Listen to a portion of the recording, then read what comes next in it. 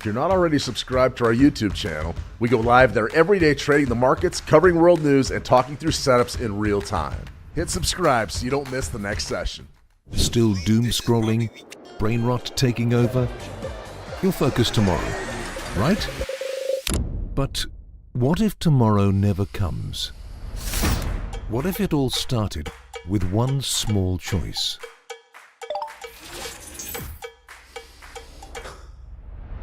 The world won't wait for you. Opportunity is moving right now. One decision is all it takes to shift your momentum. Fuel your mind and watch possibilities open up. Small wins stack up, focus sharpens, growth begins. Everything changes the moment you focus.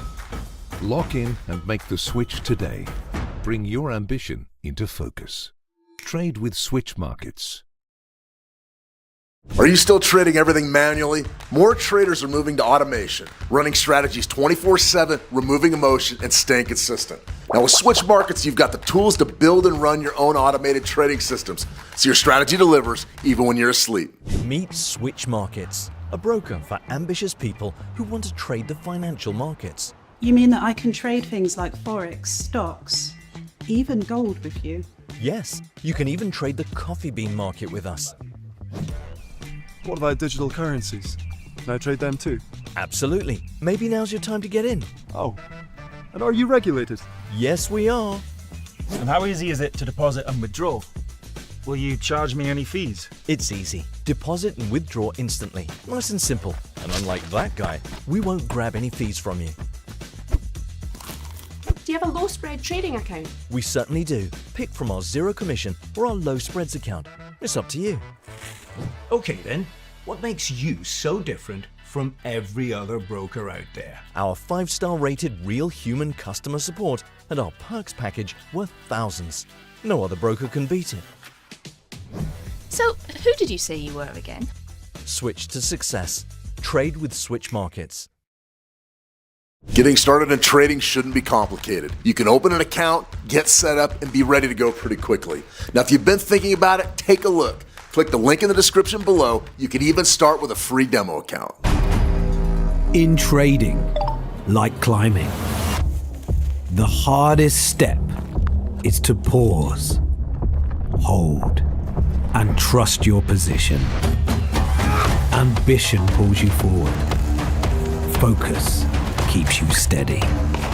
Together, they take you higher. Bring your ambition into focus. Switch Markets. Already trading with another broker? Fair enough. But if you haven't looked around lately, you might be missing out. Now, Switch Markets is picking up awards, offering tools most brokers don't, and their support actually shows up. It might be time for you to switch to Switch Markets. Click the link in the description below to get started today. Discipline starts before the first punch is thrown. Focus sharpens in silence. Repetition builds control. Every movement prepares you for the fight ahead. Trading isn't luck. It's preparation. It's grit. Your fight is won long before the bell even rings. Champions trade with Switch Markets. It's time to bring your ambition into focus. Are you still with the same broker? Now, there are better options out there. There's more tools, better support, and a platform built for traders. It's time that you demand more from your broker. Take a look at Switch Markets.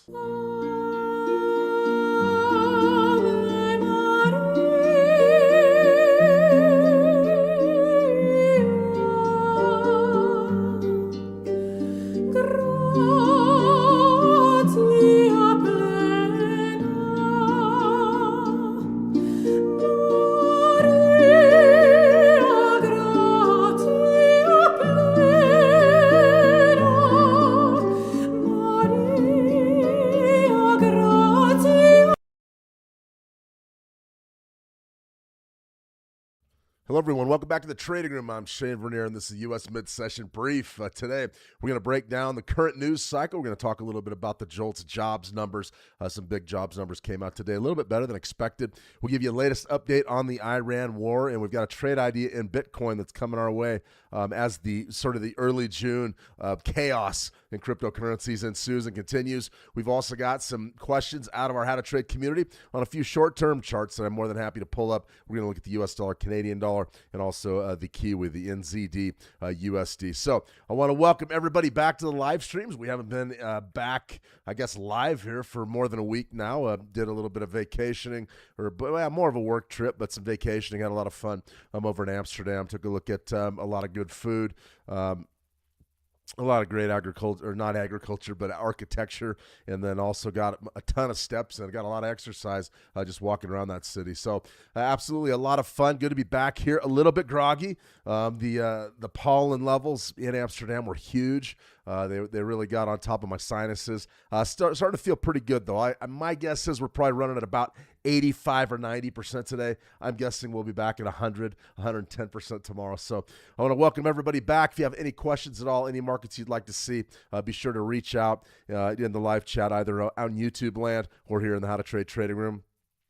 Good to see you out there. Packamp, always a pleasure, Packamp. Happy new month, Shane. Yeah, June. June's an interesting month. I always see June as being maybe the storm before the calm, meaning that typically when we roll into our summer months, July, August, things can get really slow. I'm looking for fireworks here in June, at least through the first half of June. And we'll sort of talk about how to trade the summer markets and get our mindset right for the next 90 days. And we'll talk about that in the coming weeks. We have time. That's the beauty of this. We do have time. So good to see you back up out there in YouTube land. We've got an active room over in the How to Trade community. Good to see everybody back. Gordon Williams. Pleasure, Gordon. Bobby Bob. Hi, Coach. How was your holiday? It was good. It was very, very good. Long plane ride.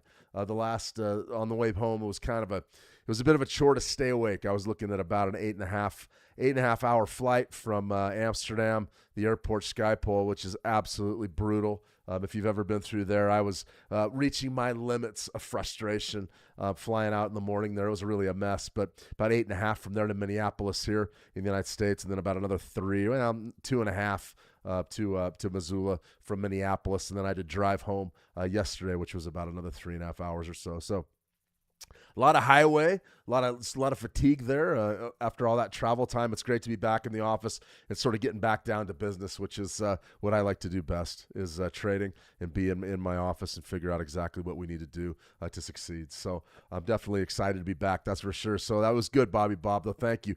Tuku, welcome back. I sure appreciate that, Tuku. Thank you. Let me see, Bobby Bob, when you're away, I managed to keep profitable. That's fantastic. It's fantastic, Bobby. That's what this is all about. Just be strong in the markets. Essentially, that's all you can do.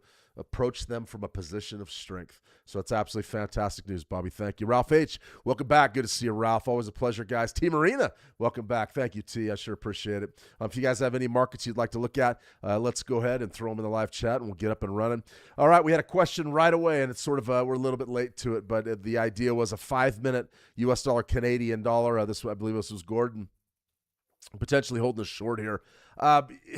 Depends on what your profit target is, okay, number one. But as far as holding a short, I have a real problem holding a short right now because that swing high has been wiped out.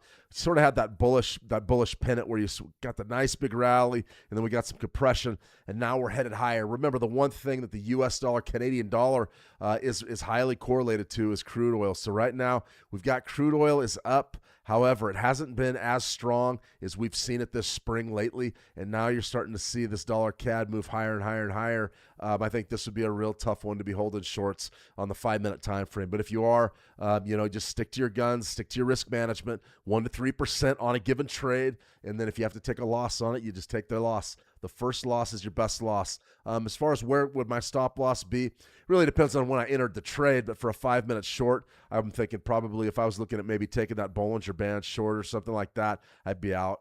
I'd be out just because the market's breaking against me right now, and the last thing I want to do is get caught with my hand in the cookie jar and lose a fortune on a trade that the U.S. dollar, Canadian dollar has been very difficult to trade. No question about it. The correlation with crude oil is very, very, very difficult to put our finger on right now.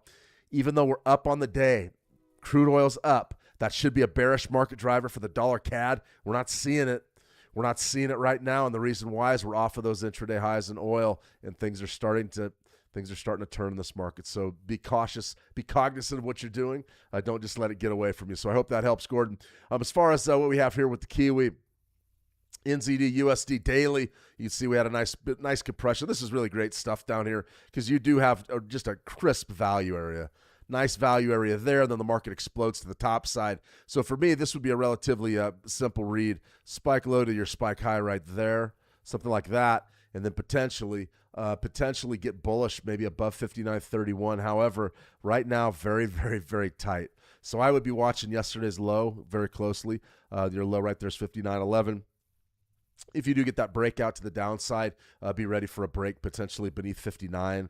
But that's a long ways away. Very tight, very, very tight type of a session here for the Kiwi. So I would be cautious. Don't get overwhelmed with it. Take it easy. One thing I will point out, though, is let's say if you're short here on this U.S. dollar, Canadian dollar, essentially you're playing the Canadian dollar. And if you're long on this Kiwi U.S. dollar, you're playing the Kiwi against the U.S. dollar. If something happens with the USD, that's called double exposure. That means if the dollar goes crazy, you're either going to win both bets or you're going to lose both bets. For me, I like a little bit better diversification. However, the U.S. dollar, Canadian dollar has a mind of its own, so I don't hate it. I don't hate playing that one along with your other majors as well. I think that it's a pretty good indication of what we're looking at in the broader economic sense of what's developing today is the dollar CAD. Dollar CAD's all about oil. And as long as we know that, we can make our trades accordingly and have a pretty good chance to succeed or at least limit our risks. That's what I'd look at. Kelvin, good to see you. Kelvin, welcome. Yeah, I'm glad to see you back. Glad to be back, Kelvin. It was a long out there on the road. That's a long time to be out for me, about a week or so, a little bit over a week here, being out of the United States, being out of Montana's, it's not too terribly long, but boy, I don't know how some of these folks travel for a living. I don't know if you guys were Bourdain fans, big Anthony Bourdain fans. I was a big Bourdain fan, and I do not know how that man spent as much of his life on an airplane as he did. I'm not real big on airplanes. My patience goes in a hurry. It really does go in a hurry. But, if you like to travel, that's fantastic for me. I like to travel and see new things, but I find my patience. I certainly hit my patience level in that last morning in Schiphol Airport in the Netherlands. My patience was gone. I was getting to the point where, man, if I could drive home, I would drive home. I'm tired of these airports, but it was good. Everything went smoothly, and it was just a fantastic opportunity to go. So I'm very happy to be back, though. Very happy to be back, Kelvin. It's good to be right back in the office. All right, let's get down to business. We do have a trade idea out that I want to cover because it's coming our way right now. Bitcoin plunges, macro support in view. You can see we have a monthly Fibonacci level right down there, right around 65,000. This has been just a terrible month already for Bitcoin, and we're 2 days into it. We're down 8.5% in 2 days. Oof, man, it's not getting not a good thing. A couple of observations that I would pull out. Number one, we got some great bids off of that February low. That could come into play again, though. Sort of a real tight month during the first full month of the U.S.-Iran war. There it is. Then April kicked in. Life got a little bit better for crypto holders. And then we got a nice real rally. A rally that had many of us believing we were going back up to that 100,000. And then we just pivoted off of 82. If you remember that trade, that was just a great trade we had on that short, which was one that I was very happy with. It took us a while to find it, but it was very good. And you can see we went right up there to our 62% and then just plunged from there. So that was one of those trades. Maybe we didn't take enough points on it. I don't worry about it. Once the trade's over, I don't worry about it. I don't care anymore. And so when I'm looking at this, I'm saying, okay, what can we do now to maybe make another pretty good trade? Well, we can play the bottom end of this wave. This monthly, on this May monthly, sort of looks like a hammer. It's not a perfect inverted hammer. It's not really, I wouldn't say a perfect hammer formation, but it's not a bad one. It's a little bit, that body's a little bit too thick for me to really lean into it and say, oh yeah, it's a hammer reversal. For that inverted hammer, you would be in a bearish situation to take the short. But I really liked what happened underneath May's month. We just washed that thing out. Low there was 72.39, and now we're just right down there about 67, and it's getting worse seemingly by the minute. As far as Bitcoin goes, a lot of people are still long-term bullish. And I think it's hard to argue with the bullish side of this market, at least for the next year, 2 years, or probably until the Trump administration's finished. Then the game may really change for Bitcoin. Remember, one of the top holders of Bitcoin, aside from a few hedge funds, is the United States government. And anytime a government's holding Bitcoin like that, you know that the impetus is going to be to deregulate and to let these markets grow as unfettered as possible. Well, when you have something like an Iran war or something kicking off, all of a sudden U.S. sovereign debt, government debt is just swelling to levels we've never seen. Does that mean that these Bitcoin maybe start getting liquidated at some point? I don't know. I don't know what's going to happen there. That would be the bearish side of this. For me, still fairly bullish, but the confidence is leaving town. I mean, I believe that we're going to go up to 100, 125, maybe 150 and higher, but I couldn't tell you what year it's going to happen. Does it happen this year? I mean, Bitcoin hasn't done anything since we saw the major sell-off towards the end of last year and to begin this year. So for right now, I'm just more than happy to trade this thing. I think that we got an opportunity potentially to take this bid right around 65,000. I believe I have 65,000. Something like that would be your entry, 65.1. If you want to be aggressive, maybe 65.250. And we're looking for just a nice 2,000 bounce right off the 65 zone, maybe right up here to 67, 67 and a quarter. That'll give us a great shot there to make a couple thousand pips. I like it. We've had a lot of success trading Bitcoin this year on our trade ideas. So this is the first one since I've been back. We put that one out earlier this morning, and it's coming our way. It is coming our way. As far as what would my management plan be, I'm looking for about 2,000 out of this. $2,000, and typically if you're trading Bitcoin on a CFD, that's essentially $1 a pip. Some of them are a little bit different, but this one is $1 a pip is $1 of Bitcoin USD per pip is pretty much the valuation. So if you're going to dial down your leverage, you're going to have to take a 2,000 pip risk. I would say that's a pretty healthy risk. Our stop out point would be somewhere right around 63, maybe just beneath 62.50, depending how exactly this thing shapes up. But for me, I'm looking for that bounce. I want that nice tidy bounce off a downside support right up in the guts of that 62% level. I would love a retest of 62% to the top side. I just don't know that we get it. So for right this minute, we're probably just going to have to sit tight and wait for our entry. I don't like to say hope. Hope's for children and losers. If you find yourself hoping, you've probably already lost. But what I'm looking for right here is a nice bid, a nice bounce off of 65,000, and that's going to give us a pretty good shot to win. I would love to get it today. I would love to get it today, tomorrow maybe. I think that would be optimal timing for this Bitcoin trade. As far as what else we've got going on in our U.S. indices, just a quick recap. Since I've been gone, we had that 51,000 level now. The Dow Jones Industrial, these indices just keep jamming and jamming. Consumer sentiment here in the United States is at an all-time low. You've got government debt exploding. You've got gas prices huge. We've got a lot of angst, and just doesn't matter. The markets keep going up and up and up and up. This reminds me of this is Japan. This is 2012 Japan, 2015 Japan, where devalue the currency, try to get these big market rallies. And as long as your markets are way up high, you can sort of argue that the sovereign debt, the debt against your country, isn't that big of a deal because your country's worth so much. Your stocks, your assets are worth so much. It's called inflating away debt. And as long as you have a lot of money, you're in good shape. Or as long as you got some hard assets, you're in good shape. Right now, folks holding cash are really getting hit, and they're getting hit hard. So Dow Jones Industrial Average up 51 at a time of war. S&P 500 just cracked on above 7,000. I mean, there really isn't much here to analyze. The markets are just up and away.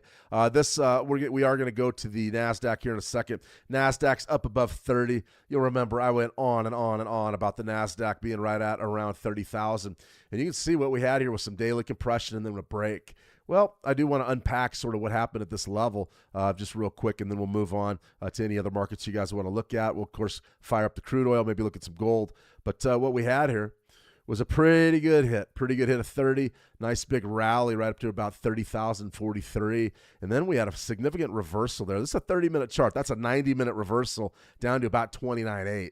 So there's just an absolute ton of volatility that came across the board the 26th of May. Then we sort of crept higher and higher. We got up here to about 30,300 and then just crashed. And since then, we really had just a seesaw battle right around 30,000, and the market's just broke. It's broke again.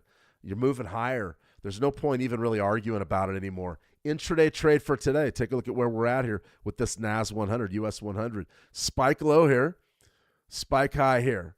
Late day trade, what am I thinking?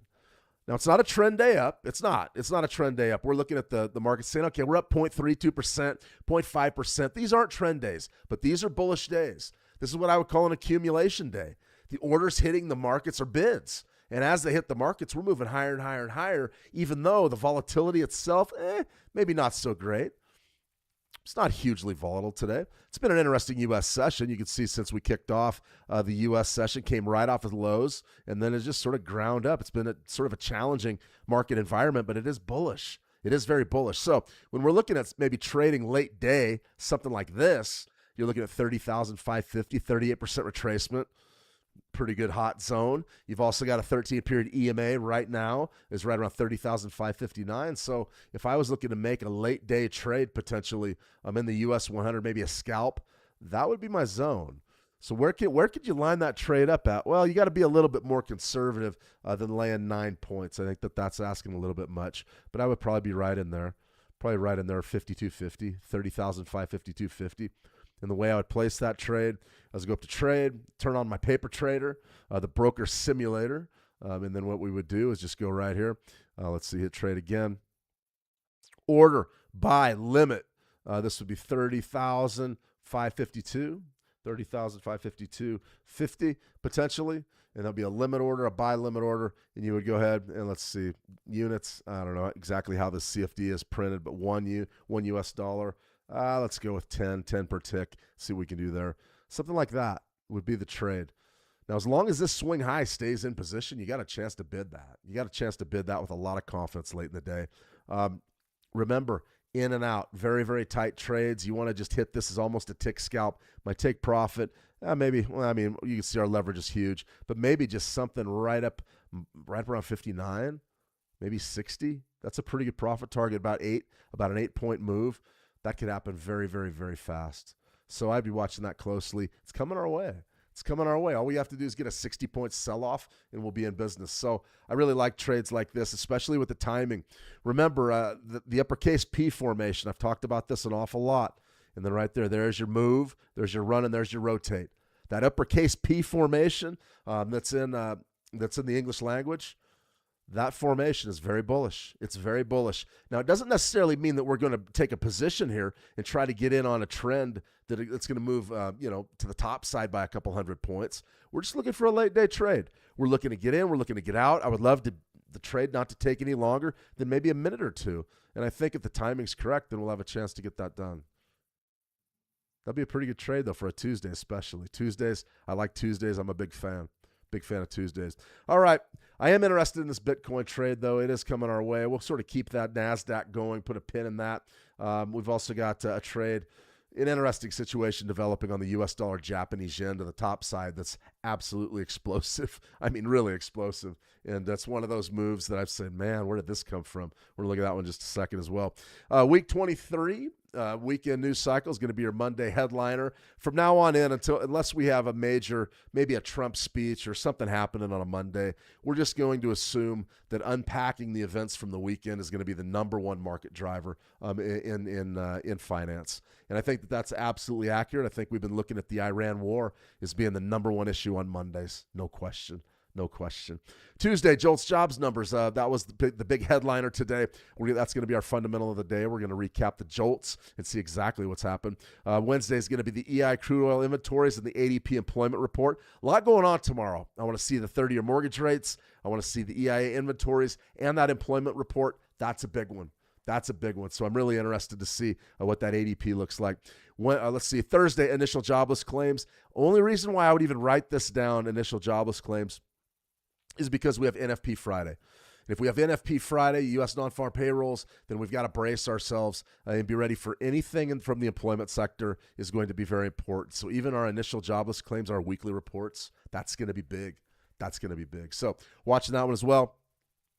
And then NFP on Friday is going to be this week's headliner. I'm going to have all those scheduled. We're going to be going live tomorrow and Thursday at this time. And then Friday, we're going to have NFP live for you.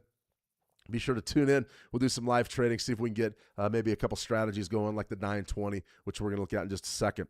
Remember, Tuesday, Wednesday, Thursday, psychology. It's all systems go. You want to be trading on a day like today. A lot of action in the market, a lot of participation. A lot of folks are very excited about trading really everything. I'm seeing the participation there. And what that means is it's good market depth. All right? Mondays can be really slow and chaotic. Sometimes you get big moves on Mondays, and that's great. For me, I always say that's for somebody that's smarter than me to get those big moves on a Monday. For me, I want to see the ranges set up. I want to be interested in what's going to happen as the week progresses for Tuesday, Wednesday, and Thursday. That's my own game plan, but you can trade anytime you like. For me, this is my mindset. Hit our weekly P&L goal, aggressively trade our plan, cash in on the opportunities. If the strategy says trade it, we trade it, and then we ride the momentum. Remember, Mondays for getting momentum going. Tuesday, Wednesday, Thursdays to ride the wave and make money. Fridays to preserve the momentum. We don't want to give back much on a Friday if we can help it. That's no donation Friday. We'll cover that when the time comes. But this week, we're not going to be in that mode. We're going to be trading NFP. So it's time to build the account. That's what this trading journey and what this trading discipline is all about. It's about knowing when to trade and when to get after it and when to sort of hold your water and hang back and wait. It's been a challenging couple of months. I've talked to a lot of you. A lot of you have really struggled.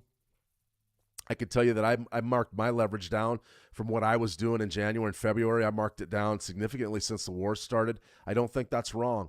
However, we're seeing things get back to normal, and I think it's time to get back on the horse and sort of I'm going to be moving my leverage back to where it needs to be here within the next week. I want to see the first week of June in the books, and then it's going to be time to trade again.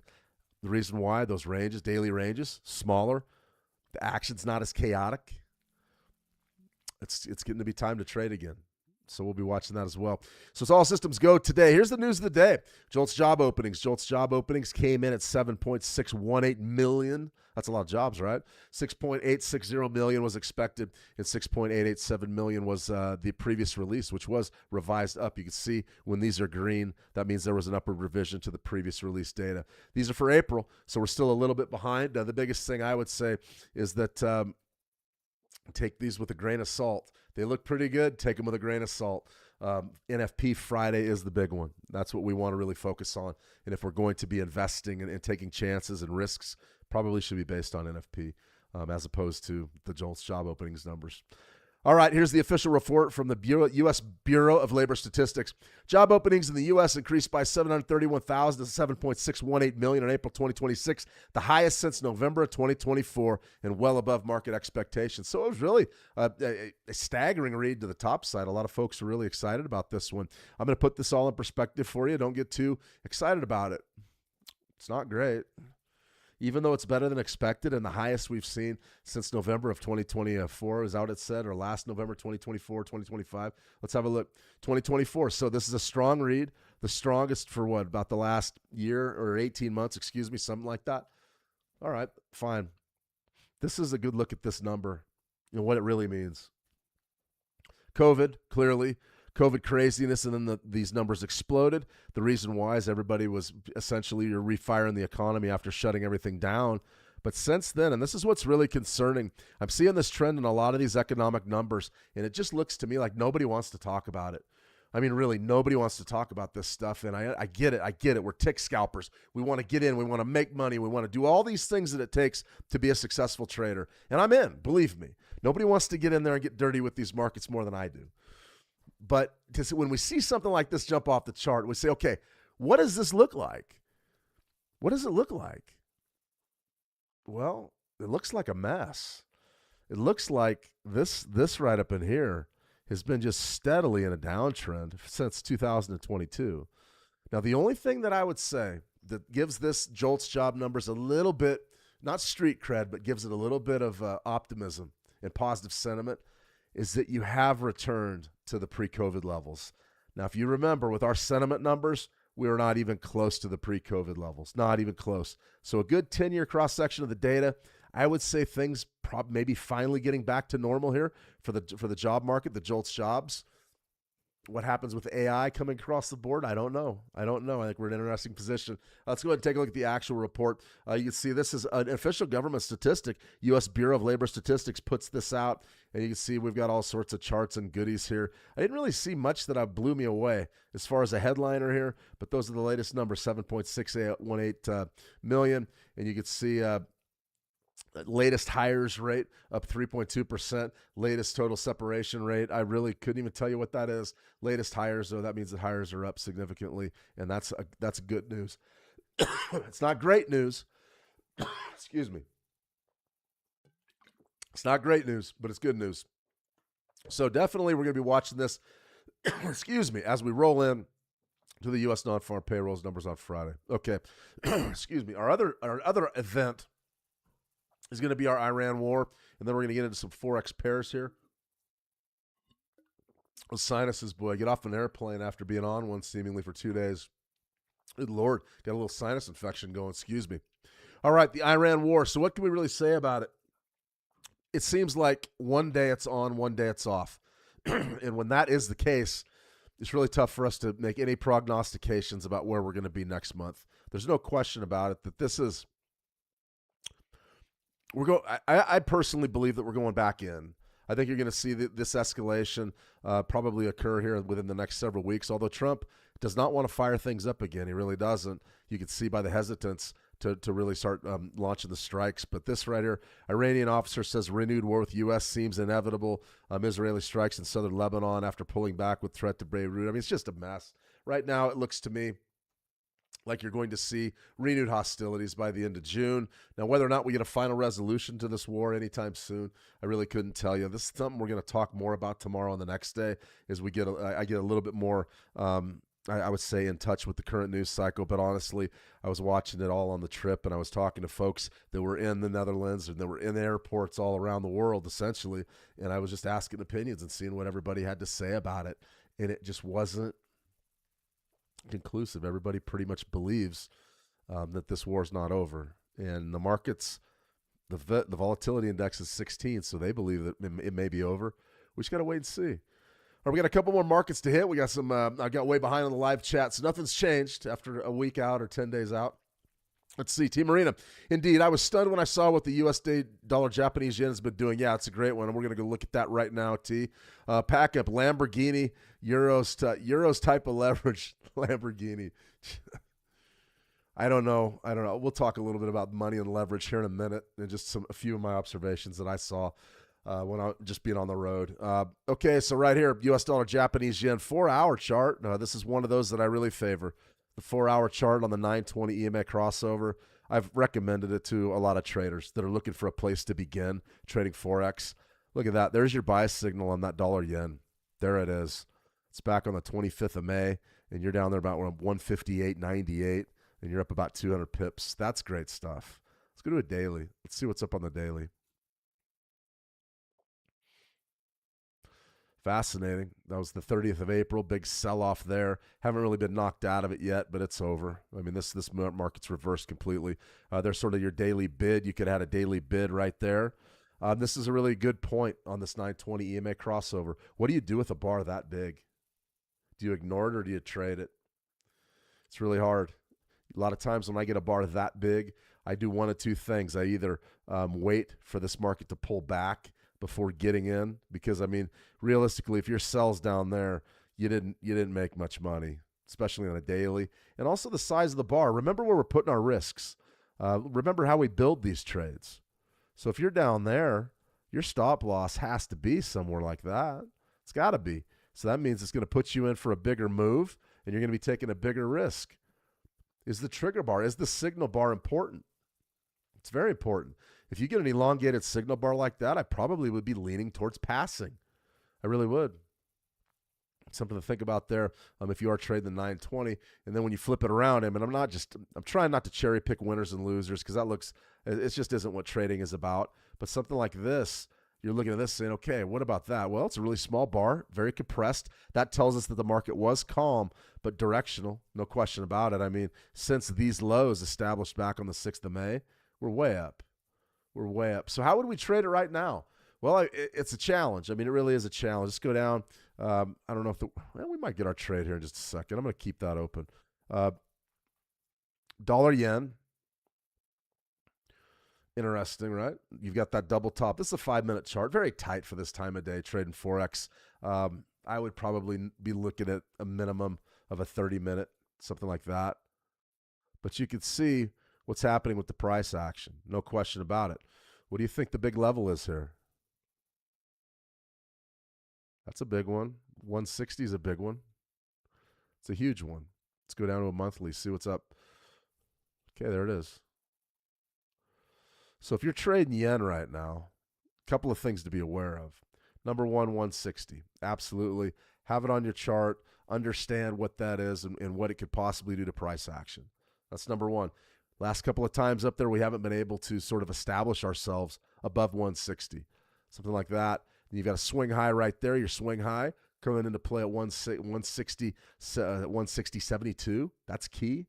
What about this? What about this action over here? I actually remember this. We were live. That was sort of the end of the big bullish run in the dollar yen, and now we're back up there. What is happening with this pair? We've got the United States, the USD, Kevin Warsh, the new Fed chair. We're going to cover it later this month live. His first engagement with the Fed. What can we say about this pair? This was one that I was bearish on. It was bullish for years. It was very simple.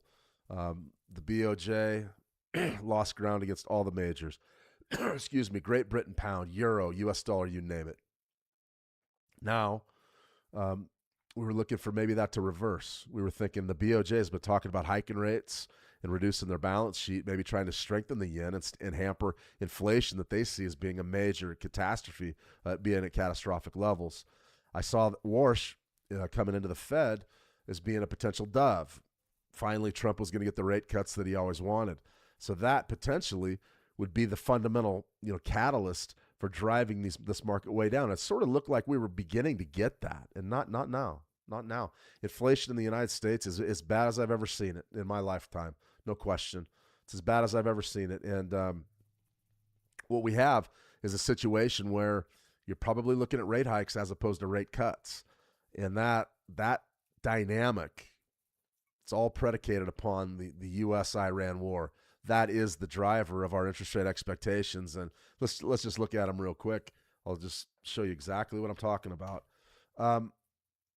This was something that we thought we were going to get massive rate cuts this year. That's what Kevin Warsh was put in there to do, was deliver rate cuts. You can see that right there. We're not going to get anything in June. I actually don't even care. Let's take a look at what happens at the end of the year. All right, what do we have here? We're hiking rates. Now we're pricing rate hikes. Excuse me.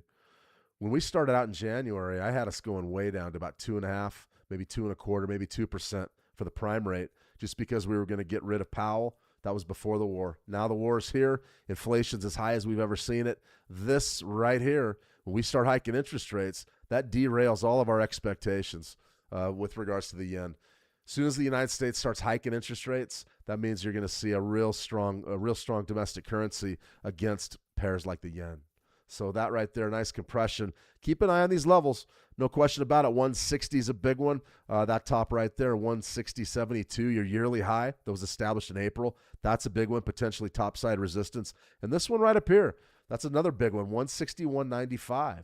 Up there right around 162. So when we start approaching 162, I'll definitely be writing up a short trade idea.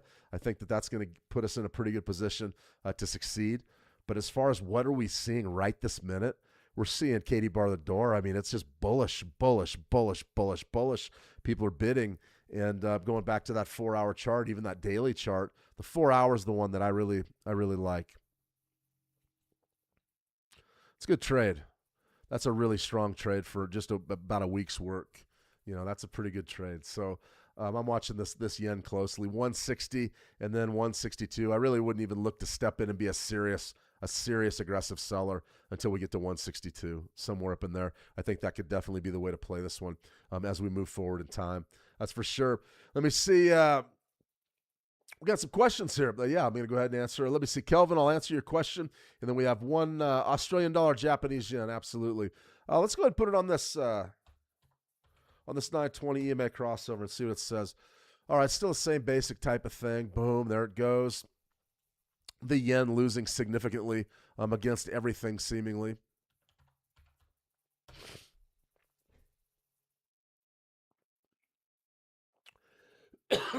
Excuse me.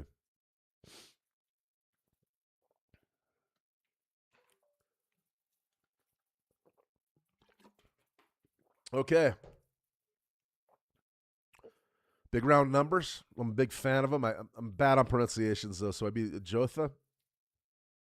I'm looking at 116 as being just a massive level, somewhere right in here. That would be it. 116 flat. That's a big one. That's a big one. Take a look at this. I mean, getting your way back machine, and we're pushing all-time highs here, and it's happening regularly. So even though that's a monthly chart, we have a pretty good concept of what level is going to be a big deal. Now, here's the thing. It's a bullish pennant. It really is a bullish pennant on a monthly, which tells us that we're not just going to break a little bit high. We're going to break a lot high. And if that is, in fact, the case, then we're going to move very, very, very swiftly up above some of these key levels. Excuse me. Man, I'm about done talking today, guys. Sorry. But this area right here, we've broken out of that inside month, and now we're moving higher. I would look for short-term resistance up there right around 116. If you're interested in trading this thing, you probably are going to want to be long, maybe holding long. So you can see, though, this is a big-time zone, the big-time area right up above the upper Bollinger Band. If you wanted to bid this right now, be patient, wait for a good trade location. The last thing you want to do is chase price around the chart. If you do that, you're going to lose. But something like this, 114.30, maybe something like that, would be a pretty good trade. 114, maybe 114.35. If we could get a little bit of a late day correction or a early Asia Pacific correction, maybe we move up a little bit higher, something like that, and we could build our Fibonacci sort of in that vein. I think it could be pretty good. Pullbacks. I would be looking to buy pullbacks right now because this market is definitely breaking out. If we don't want to use the daily chart, let's take it down to a 4-hour chart and see if we can get a Fibonacci to work with. I would avoid it right this minute. This candle's not real. The symmetry of the market's sort of gone. If you wanted to bid 114.65 and you had to get active in the market for maybe a challenge or something like that, you could do it. It's just higher risk. I would wait for a bigger move. Maybe even down here to 114.50. I would like that a lot better. Or maybe even just our level, our big key level down here at 114.31, something like that. Could definitely be the way to approach this. Good question, though. That is definitely a live market and one to be looking at. The yen is all over the place, that's for sure. All right, we're going to have to come back. We'll cover precious metals tomorrow. Honestly, silver's in rotation around 75. Gold, not really much happening. A dead fish, flat market right around 44.83, right around 4,500. We still haven't got the big move out of gold up to 5,000 yet. I believe it's coming, but maybe not this summer. We just have to kick back and wait. The big story of the markets right now is equities. Equities are up across the board, and that is really something. That is really something. Let's get back over to our NASDAQ 100. Do we have a trade yet? No, we might get a trade here in a second. We'll let this one simmer. This is the one we want. This would be a pretty good late day scalp if we could get it. Once again, I mean, it's always a challenge when you're in the markets and you've got a nice level. We've got the level. We just have to be patient. And if we do in fact get filled up there, you want it in realistically the next 20 minutes. You don't want to trade that level on the next 30-minute bar, even though this is a 30-minute chart. You want it right now. We want this bar to be overextended and then get our bounce. That's what we want. We're right there. We're right on the doorstep. 30,557. We're looking to buy at 552.50s. Pretty aggressive. You can see our moving average is playing well, but the market's still trading down a little bit. I think we've got a chance here potentially to get this trade. I'm going to go ahead and just wait a few minutes and see if we can get it and answer some of your questions in the meantime. Okay. Let's see. Kelvin, do you have any advice for a funded account? Yeah, take it slow. Take it slow. You worked through your evaluation period. If you're talking about prop, you worked through it. You worked your tail off. You developed habits that are conducive to success. What you don't want to do is put a lot of pressure on yourself and go in the first day or so and blow your account out. And then you have to start all over again. I don't recommend doing that. Get in there. Take your time. Treat the beginning of your funded account like a Monday, like how I would treat a Monday. Slow. get some momentum going, build profitability, and then move forward. That's essentially what you want to get done there.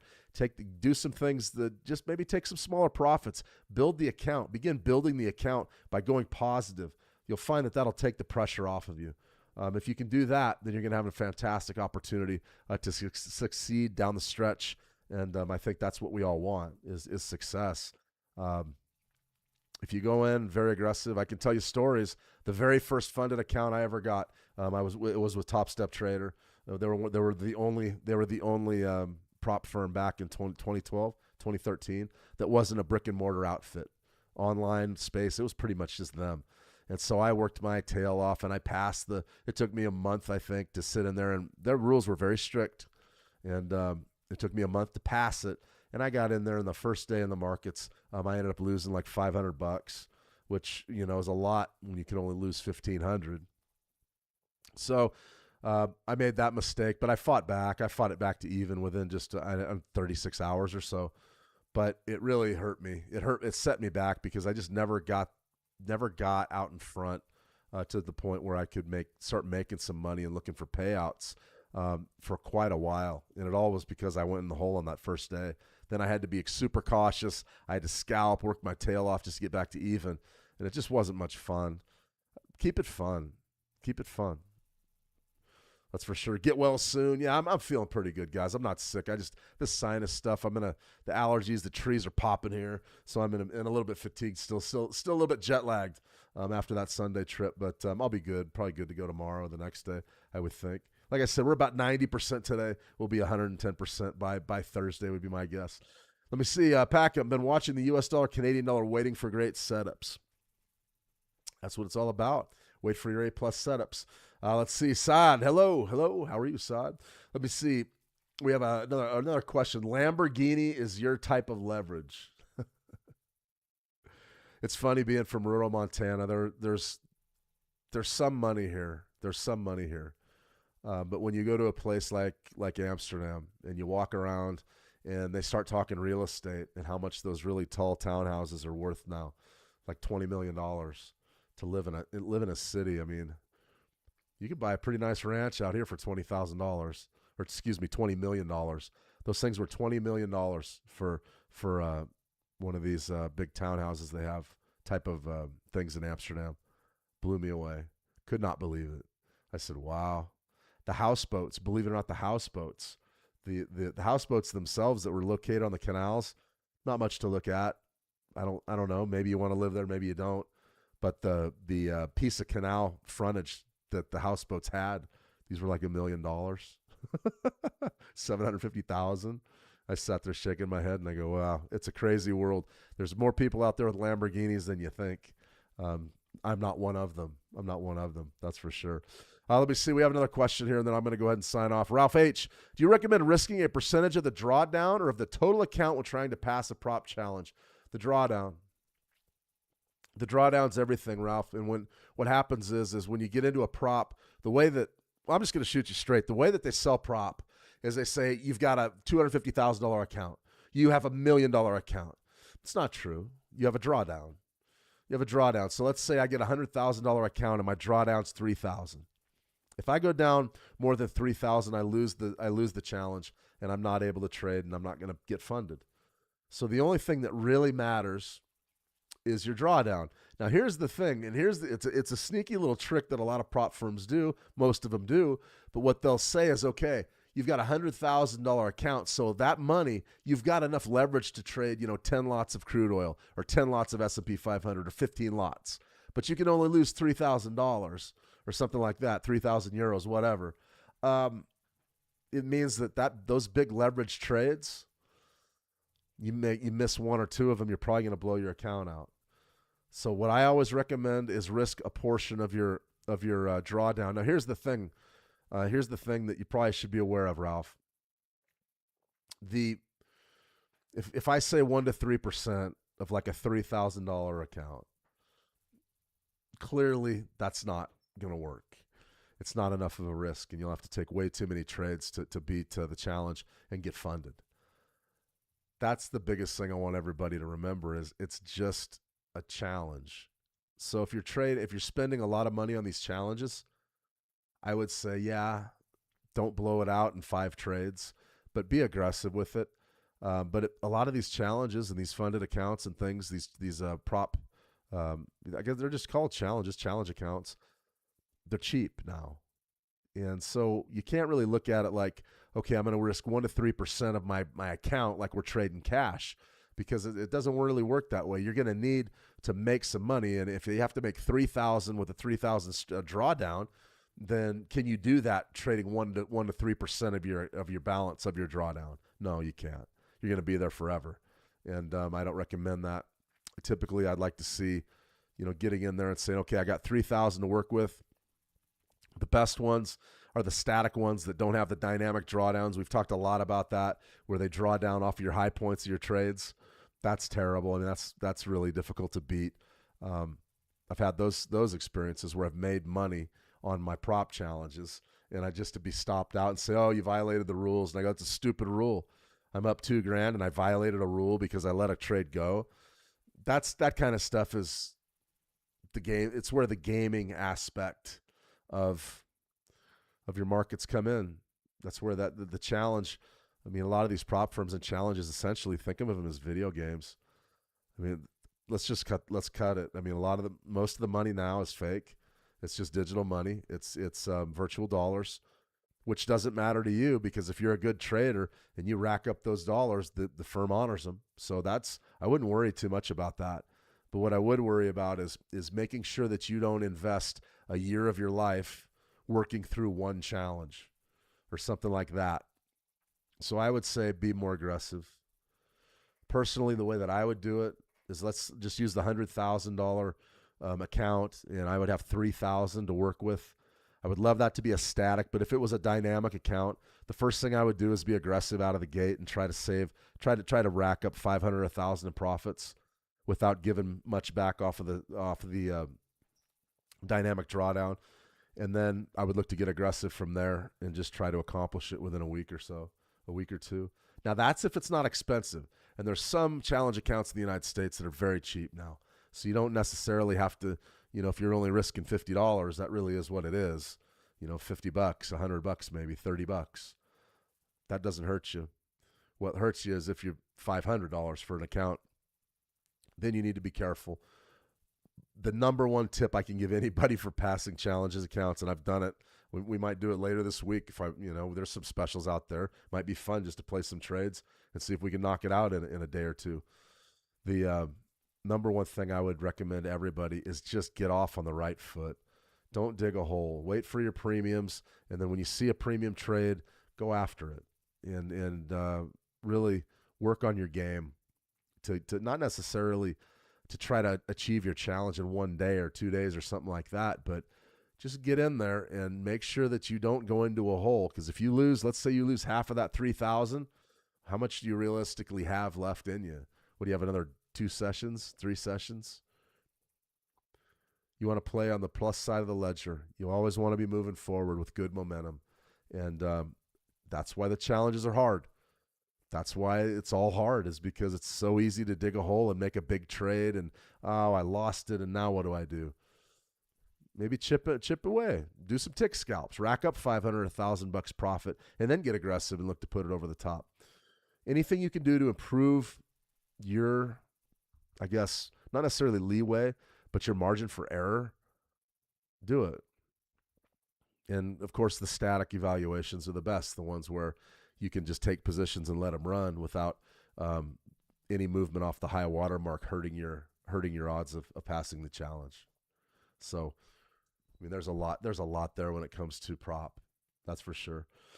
All right, everybody, I'm going to go ahead and sign off, unfortunately, and this is trading right here in a nutshell. We're all over this trade. This is beautiful. And the NASDAQ, we knew exactly where to hit it. What was our low? Low right there was 30,554. We were down there at 552.50. So we just barely missed, and now we're back up to right around 30,600. That type of thing right there. Darn it. That type of thing right there where we just barely miss our entry. That's a part of trading.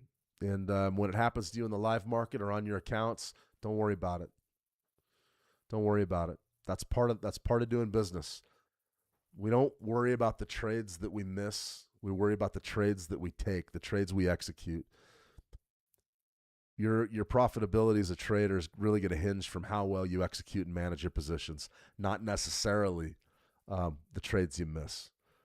Believe me, if you worry about the trades you miss, you're going to drive yourself crazy.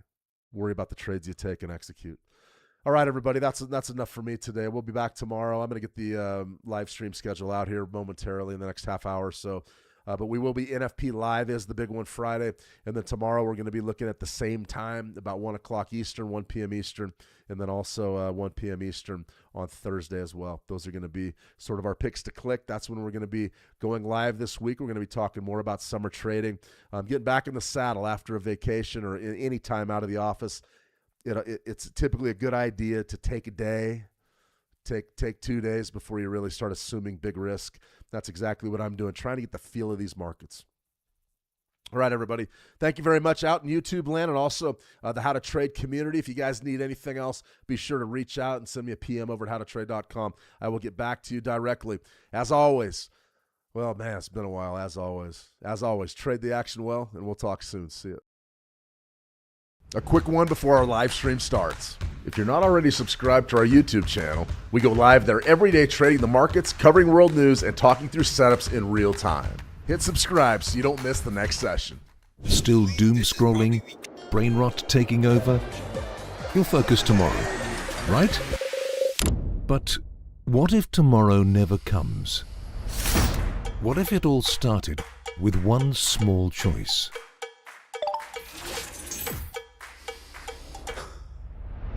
The world won't wait for you. Opportunity is moving right now. One decision is all it takes to shift your momentum. Fuel your mind and watch possibilities open up. Small wins stack up, focus sharpens, growth begins. Everything changes the moment you focus. Lock in and make the switch today. Bring your ambition into focus. Trade with Switch Markets. Are you still trading everything manually? More traders are moving to automation, running strategies 24/7, removing emotion, and staying consistent. Now with Switch Markets, you've got the tools to build and run your own automated trading systems, so your strategy delivers